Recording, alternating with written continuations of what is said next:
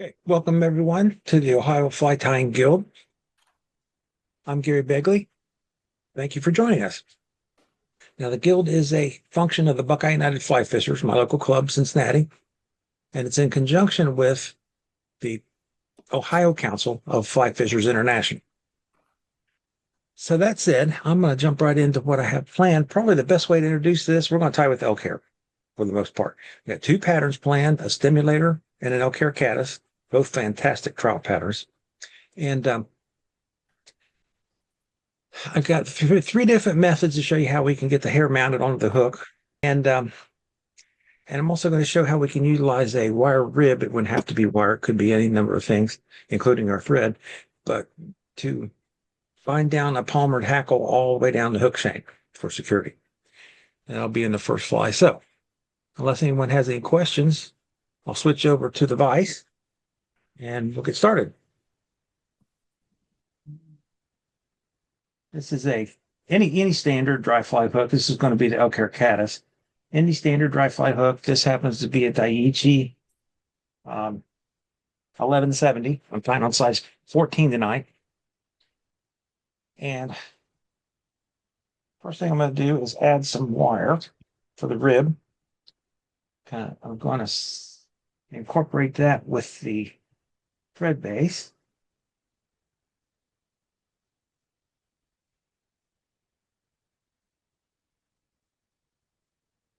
That is, it'll get buried before the fly is finished. And the next thing we need to start now, I forgot to mention I started about a hook eye and a half behind the hook eye. Just want to leave some room up there for the wing. And I've got some dubbing. I'm going to use super fine dubbing. Go ahead and dub the body early on.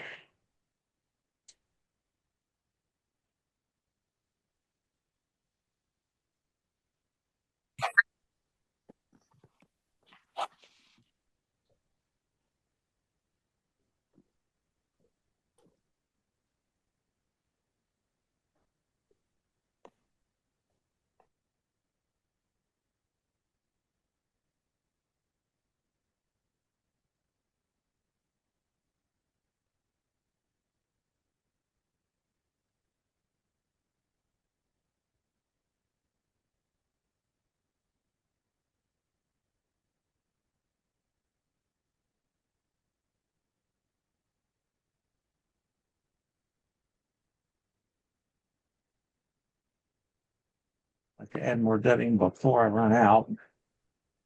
I don't have a spot where I've got bare thread.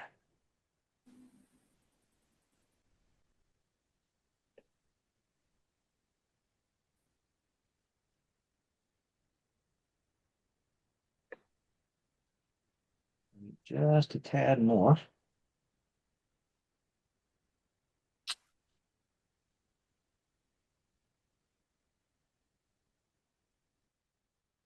This is super fine dubbing, and each of the fibers are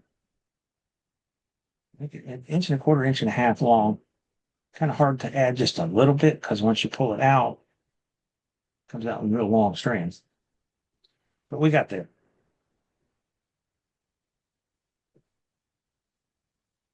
All right, next step, we're going to add a hackle from the cape.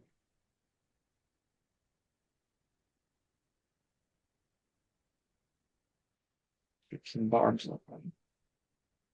off both sides. Spin the thread clockwise or counterclockwise. Really doesn't matter at this for this little procedure because all I want to do is get it corded up.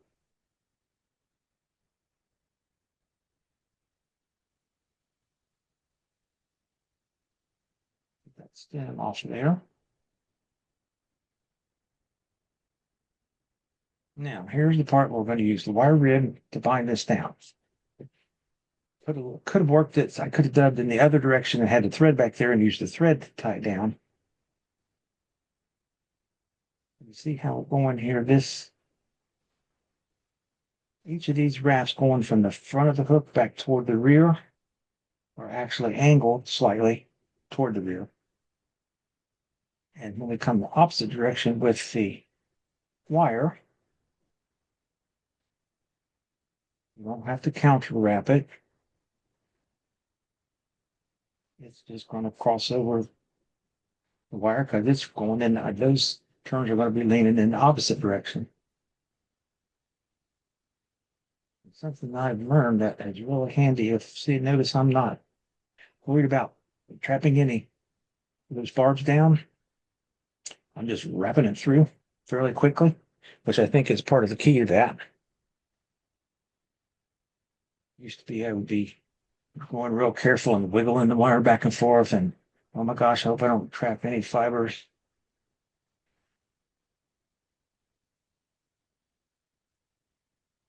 What I found is you just go for it.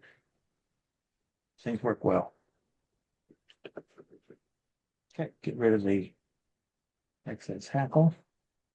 I'm just going to open my scissors slightly, pull this taut, just push my scissors into it so I don't cut off anything else.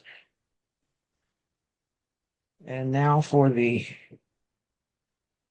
wing part. Like I said, we're going to use elk hair.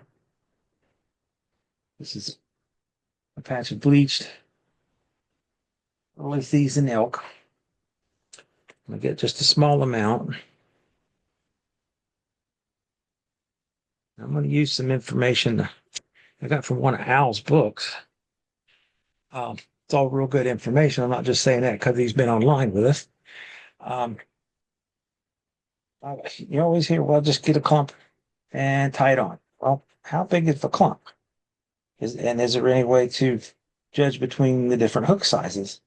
And well, Al and Gretchen in their book, which someone remind me, and I'll show you the book, they have a method of zeroing in on how much we should use per hook size. It's a real simple procedure. For wings, we use a twist method.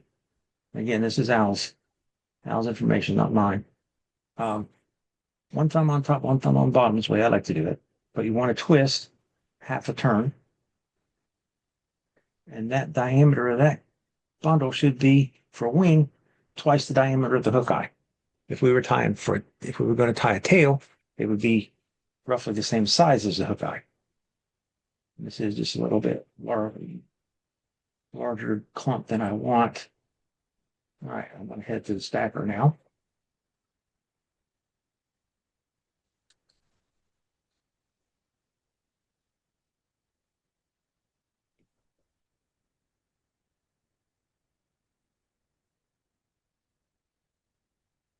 All right. Not much in there. Like I mentioned, I got 3 different ways of getting elk hair mounted on. I'll show you first one I'm going to show you is the method that I use most commonly. There are 2 other methods. I'll show you those on the next fly. I'm going to hold this bundle here. Notice I've got my index finger back here because the problem is the hair is going to want to roll around the hook shank. Pinch loop, pull this down, pull straight down. I've got my index finger still back there pushing on that group of hair. I'm flaring the hair out, obviously. And there's our wing. I'm going to take about 4 or 5 more good tight wraps right there.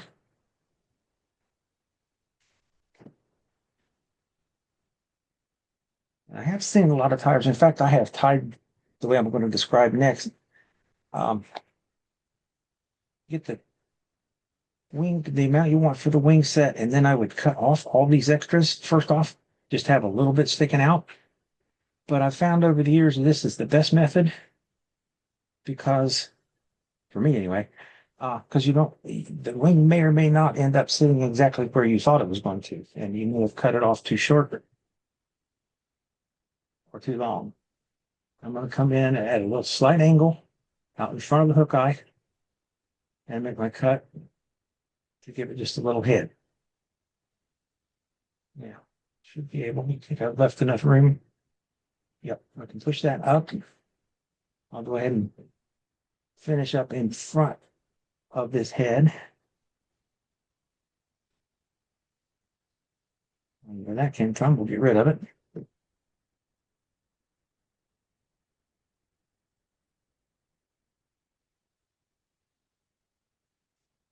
Get a half hitch back in there and a whip finish.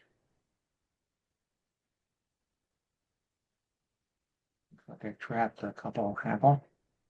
Or not hackle, but barbs. Get rid of that. And a thread.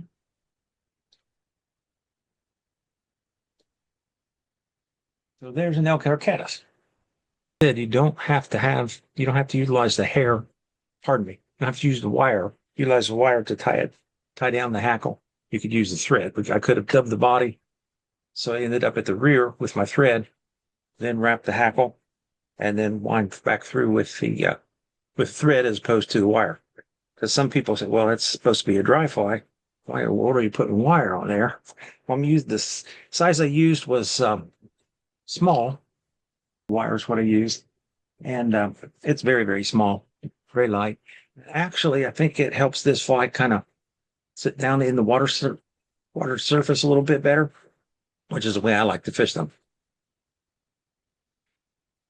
Easy pattern, super, super effective. Anybody have any questions?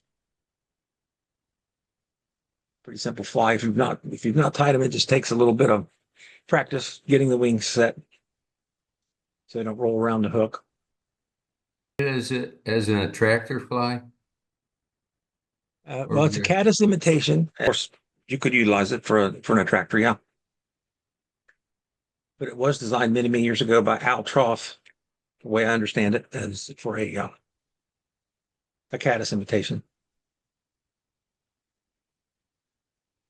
Maybe you guys fish an Elk Hair Caddis.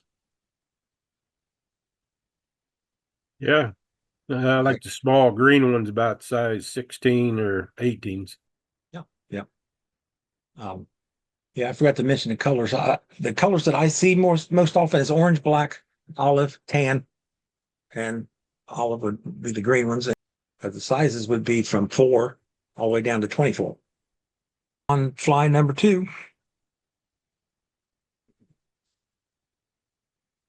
Get Mr. Caddis out of here. This one's going to be a stimulator. I'll probably do a rubber leg version of it this evening because that's my favorite when I go fishing in the Smoky Mountains. That is a pattern that I don't leave at home.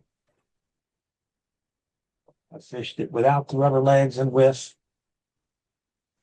and I had a lot of success both ways. So I've got a TMC 2312. Got a little bit of a curve to it. Most of the patterns you see of this fly, they're tied on a 200R, which if you're familiar with that, it's got a little bit of a curve in the hook shank like this one does, but the hook gape is really small. It's small enough that it concerns me. And the smaller sizes, larger sizes, I don't have a problem with. I'm going to use orange thread. I kind of like the effect of the orange against the yellow dubbing. So I'm going to start my thread about a third of the way back, just to mark the spot.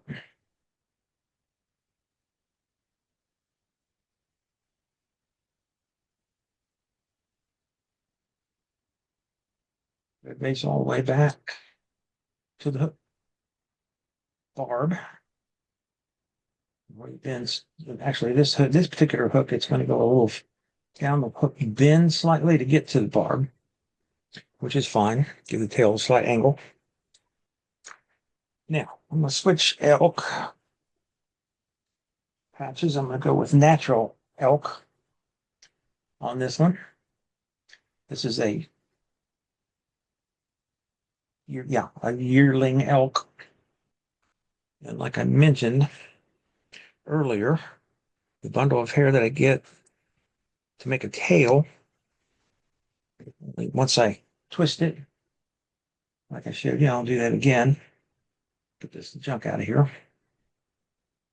Once it's twisted, it needs to be roughly the same diameter as the hook eye. Something I failed to mention, I kind of hinted at it, that utilizing this method will automatically adjust for the size of hook. It's obvious we're going to need a different size tail for a 14 as we would for a 24. Stack this. I've got to go this thumb up, this thumb down is the best way I've found to do it. Twist that, and there where it's twisted, that should be roughly the diameter of the hook eye. Slightly larger. I'll pull a few of these barbs out, and that's what we'll go with. Now this fly, I like to have about half of the hook shank. Now, I mentioned there are some other ways of tying it on, and I'll show you a noose loop. This comes up, goes around just the hair. I can slide this down. Now, the idea behind this method, I've got this thread wrapped around the bundle of hair before it comes down to the hook shank. Let me try that again. But the idea is I've got basically a noose, just going with the name of the technique, around the bundle so it doesn't fall apart. Unless you let it fall apart like I did.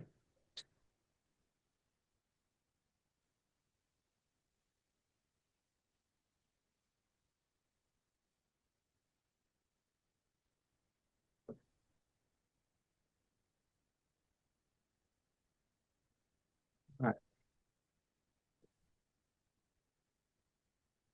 Then my thread. Get it corded up. Come up, pinch it, go around just the hair. Pinch it again and pull down.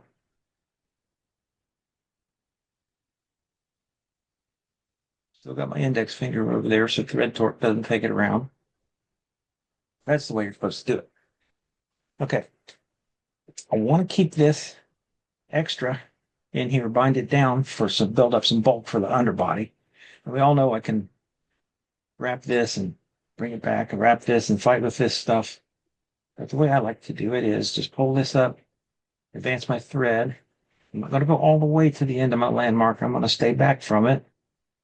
Because by the time I get this bundle up there tied down and cut off the excess, I'll probably be at the landmark. I said it's just going to build up some bulk for underbody.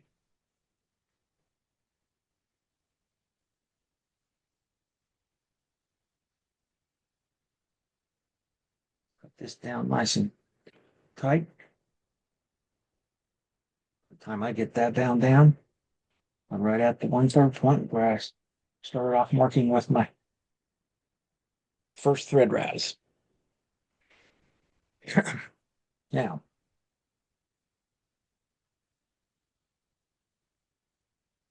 need to tie in hackle for this. Spin the thread. You know, if I put my wire in, I'll do that now. Again, this is just the underbody, so it's not a problem. Put it in a little late.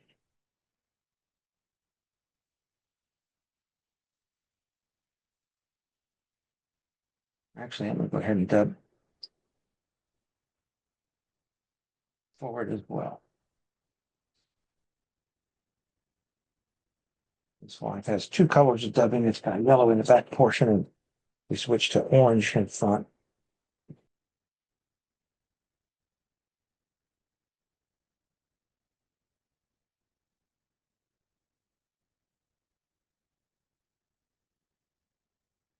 I usually use superfine dubbing on this fly as well. That's not what I'm using for this demo. because of the color.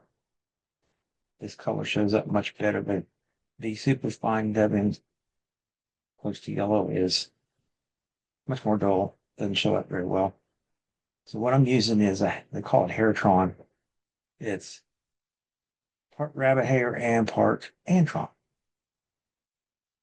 Much brighter color.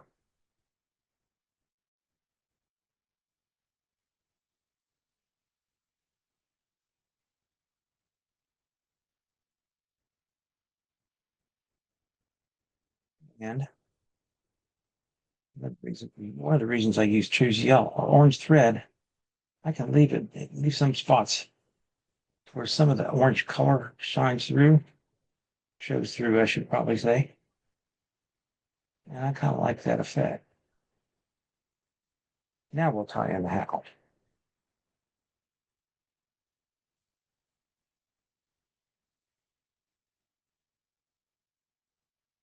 It didn't blow away. Nope. And cord my thread up.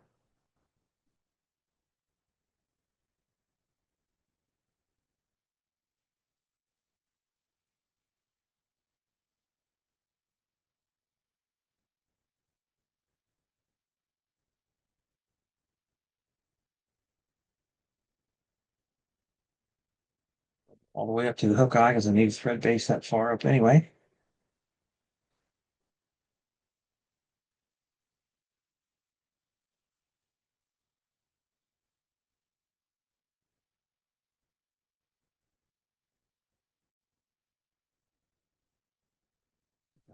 Hackle wrap back. And again, I can just use the wire to bind it down all along the hook shank and don't have to counter wrap it. In fact, I don't want to counter wrap it because that would defeat the purpose of it. Would be crossing over the wraps of hackle.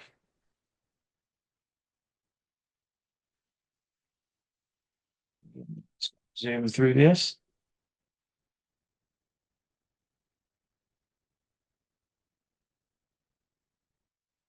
Not worry about binding hackle down. I wish I would have known that many, many years ago.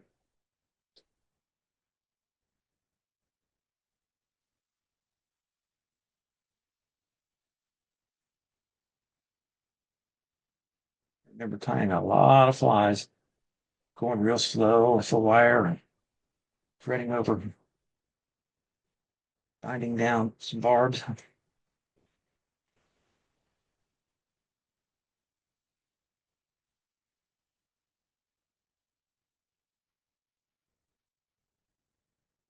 All right. There's the rear portion. Now we need to tie in a wing material, which is going to be some more elk.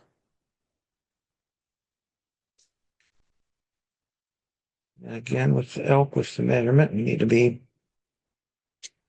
use the twist method, and it'll be about twice the diameter of the hook eye. These short ones out, get the fuzzy stuff out.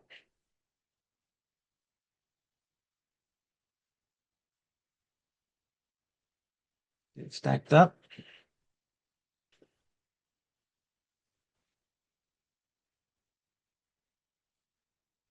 I always stack it so when I open it up, the tips are pointing the direction that I want them to. When it goes on the hook.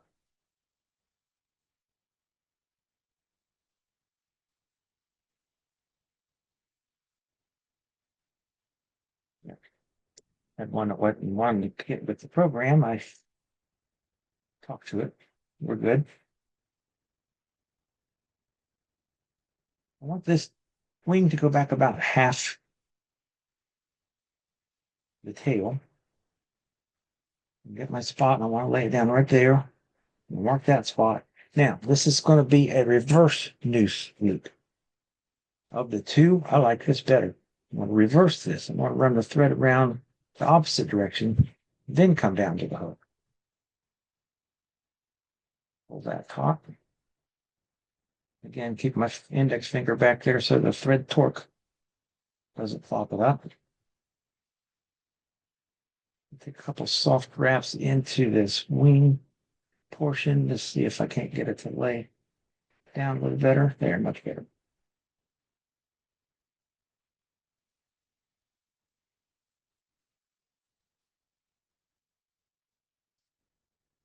More good tight wraps. Now,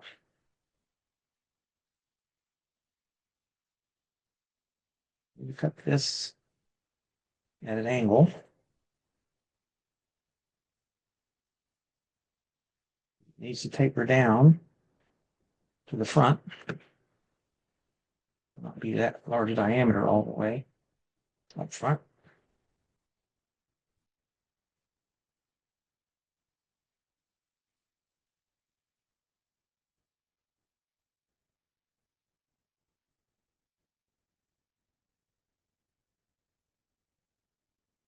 I'm using wire to bind this one down. The front section, after I get my grizzly hackle in.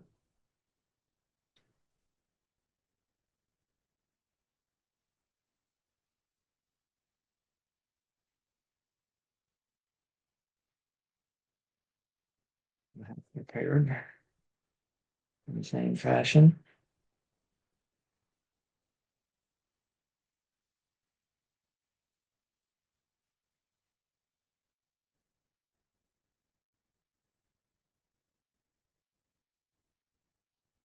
You know, need to keep this butt end of this going toward the rear, obviously.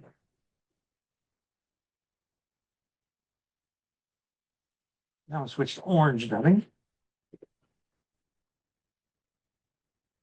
Takes a little while to tie one of these, but I'll tell you, I believe, in my opinion, it is very, very well worth the time spent.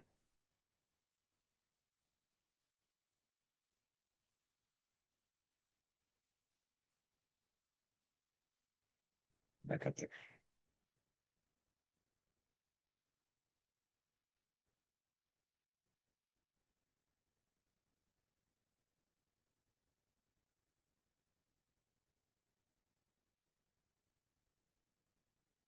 Doesn't take much because we're not going very far.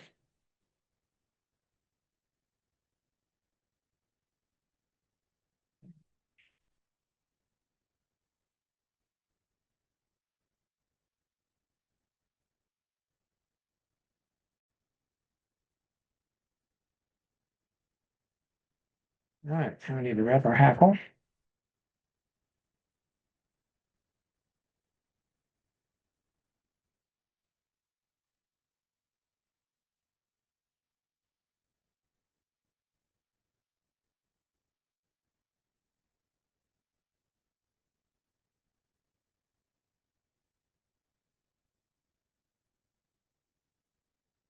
Tie it off. And like I said, I'm going to make this a rubber leg version. Tie these to fish with, I tie them in this color combination, and sometimes I use white rubber legs. Sometimes I use orange, which I'm going to do this evening.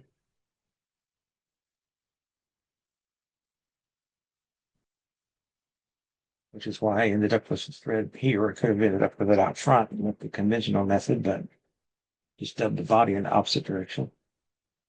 And I wanted to have my thread back here, so I didn't have to cut it off up front and then turn around and tie it right back on in the rubber leg set position. So that doesn't go anywhere.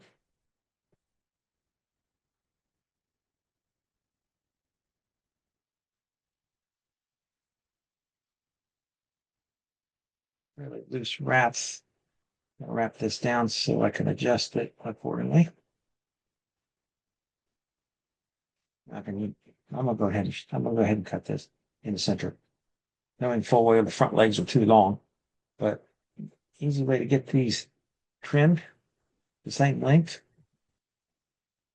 Pull them both up together and cut them both at the same time. You end up with two legs equal length.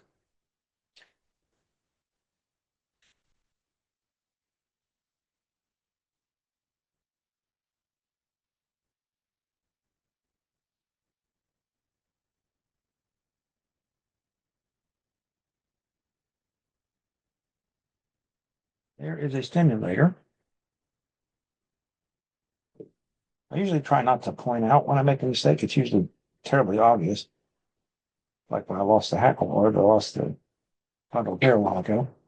But this wing is shorter than I want. I was wanting the wing to be up into the tail more, but that I'm sure that'll fish just fine. So there's a rubber leg stimulator. I think at times the rubber legs, my fishing experience with it anyway, rubber legs cause enough commotion for trout to come up and say, hey, what the heck is that? And I think it really entices some bites sometimes. All right. Comments, questions? Any of you guys that fish a stimulator? Yes, I have. Okay, good. Yep. Hey, Gary, Yes. could you show us the thing for putting the wing on the stimulator? Not the whole fly, just the wing portion. Just the wing of it? Yeah. Yeah. Yeah, sure. Let me get a hook in and get a thread Yeah. base.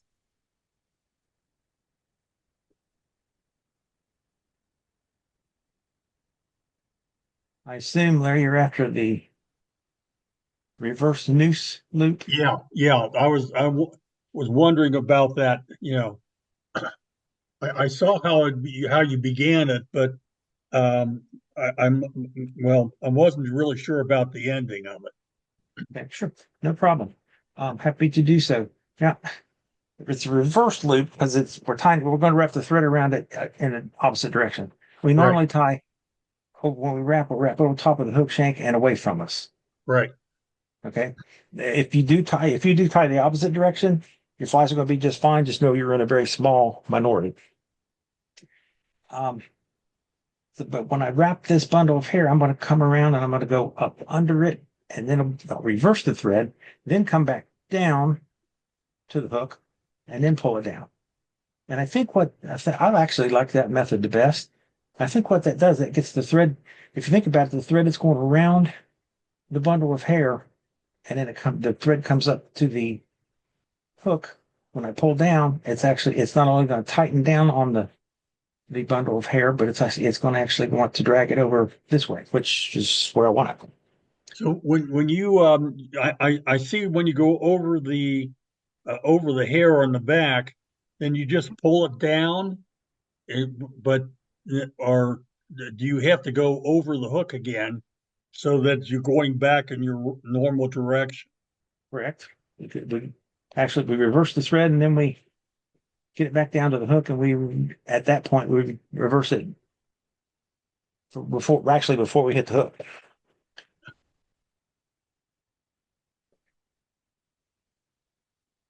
All right. Bundle of hair. Make this a nice long one. I'm going to cord my thread up and spin it counterclockwise because I want it to kick that way toward the rear. And normally the noose loop is wrap this around, and I can run this up and down however I want and tie it on. The reverse noose loop is I'm going to wrap around the bundle backwards. Now I've got it there. I'm going to come down to the hook. Oh, okay. And wrap around right there. I was thinking that you might be unwrapping the thread when you were doing that, but I see how you do that. You hold it down on the hook. Around. Yeah. Underneath backwards. Now I'm back to the hook. I'm going to pull it down to the hook. Yeah. And that's where I pull tight. Okay, very good. Thank you. Yep. A couple more people show up. Steve and Joe. Glad you guys can make it. Okay, that's what I have planned for the night. Thanks to everyone. Hopefully I'll see you next month. Yeah, thank you, Gary. Appreciate it.